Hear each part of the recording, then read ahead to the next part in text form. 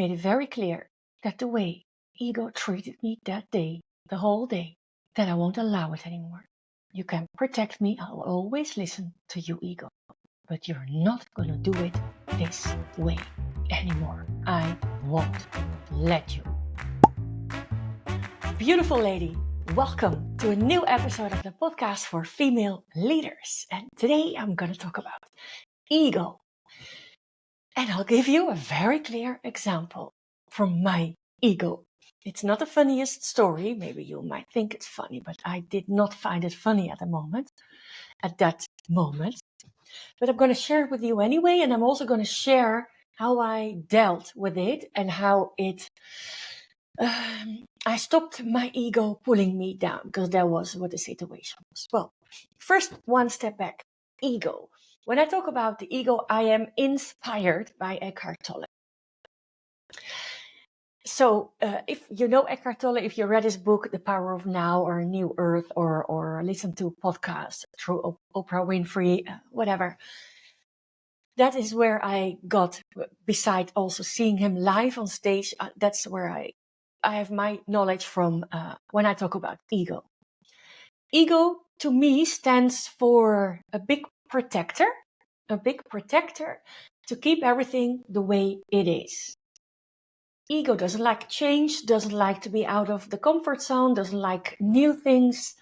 That's not what ego is made for. Ego is made to protect you from doing all those new things, exciting things, showing courage, and so on. So, what happened with my ego? So, if you listen to the first episode of this podcast show, not that long ago, but I shared with you that I always had this dream of also working with people outside of the Netherlands, my home country. And in August 24, 2024, I did not have any reasons anymore to postpone this dream. So to just go for it. And that's the reason why I'm recording this podcast in English instead of Dutch. 5 times a week, every working day. That's why I'm working on my website to extend my website with an English version.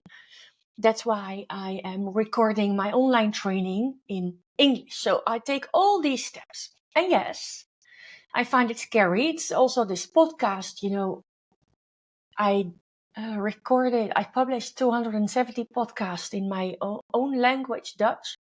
And it was so easy. At a certain point, just give me a subject and I will talk, and I talk from my heart, and my brain is kind of, well, of course it's working, but it's not interfering. Let's say my ego is not interfering. Susan, what are you talking about? Should you say this or should you say that? No. Now in English is different because the words are not as common for me compared to my own language. But anyway, episode 50, right? Episode 50, and then things will be a lot more effortless and smooth.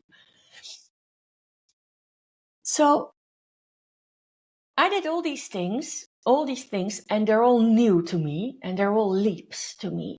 But I've done so many of these things that for me, this is, of course, yes, it is out of my comfort zone. And it took a while before I had enough courage to take the leap.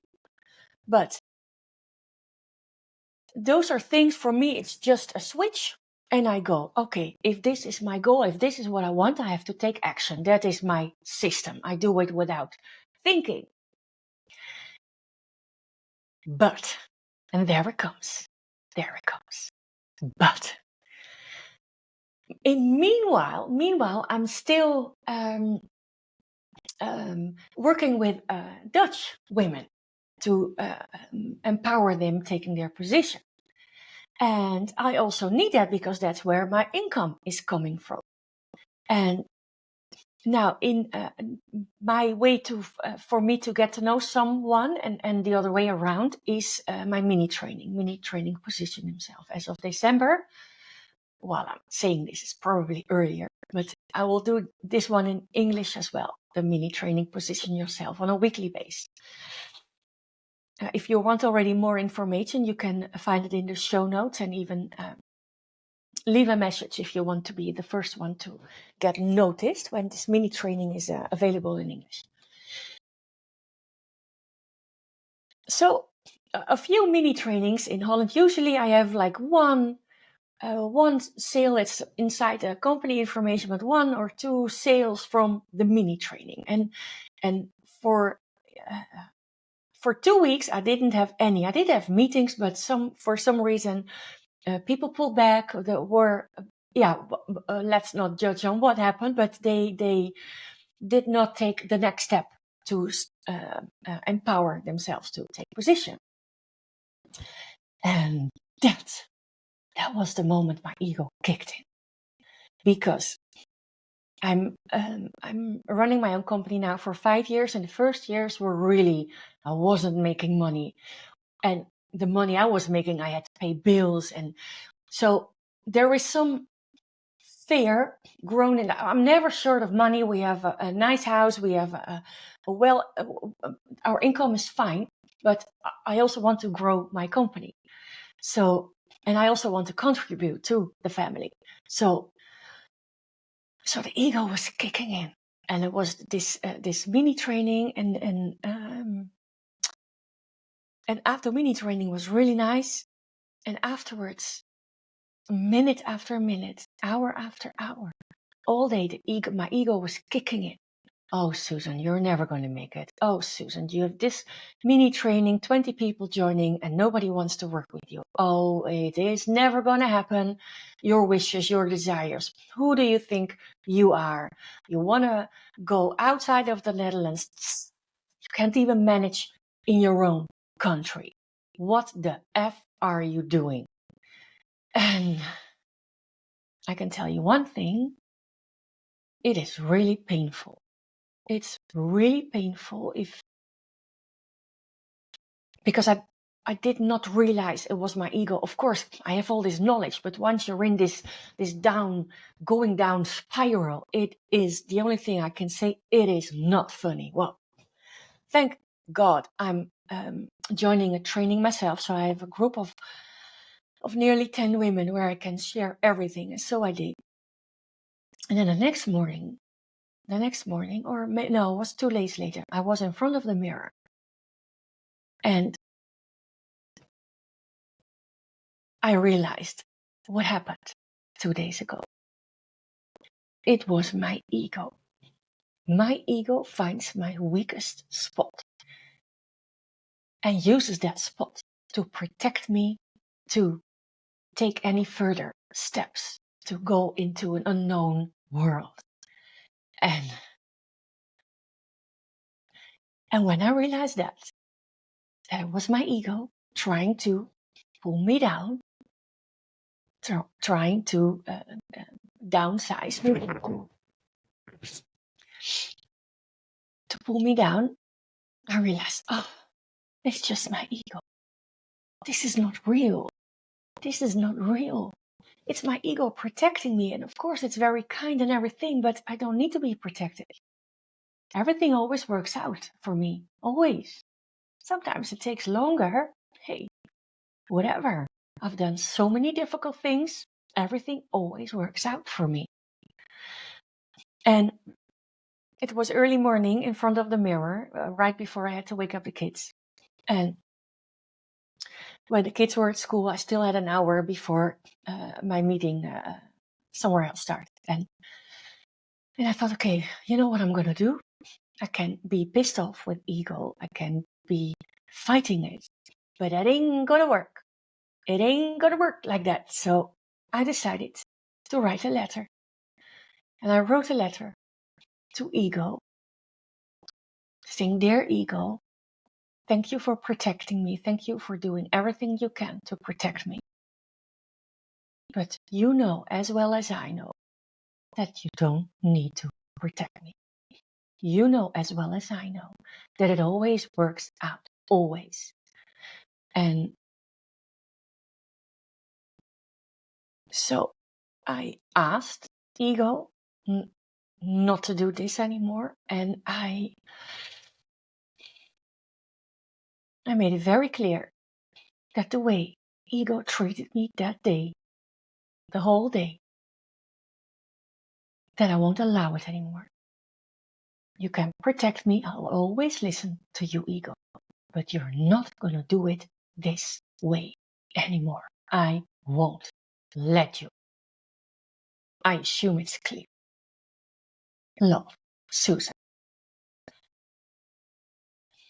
And the thing is, what happened? And then I give you some what you want. If you try something new, if you have a goal, what you want is you want to align your, let's say, your wishes, your goals, your dreams. They come from your heart. And once you align your heart with ego, you go effortlessly. But once ego is not aligned, it will do everything to fight, to stop you from going, to not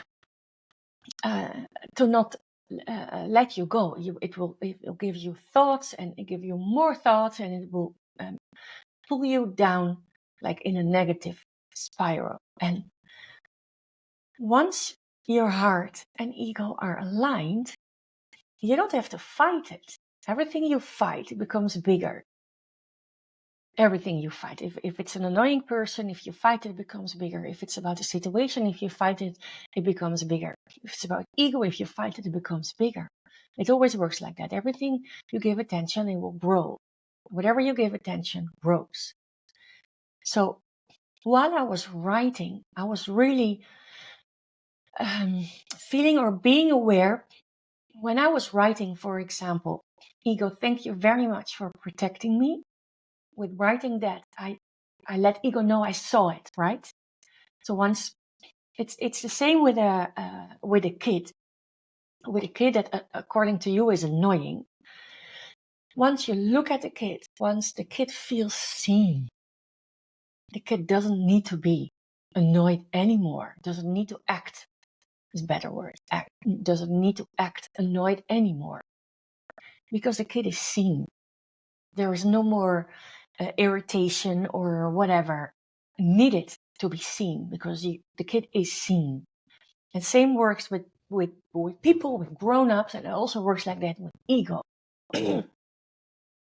Sorry.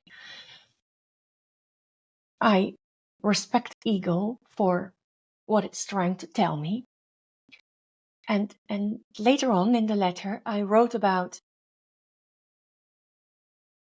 that I won't allow it anymore, that ego does it this way. And there was no rejection of that. It was okay. I did not feel any irritation or whatever. So for me, I knew ego was accepting it.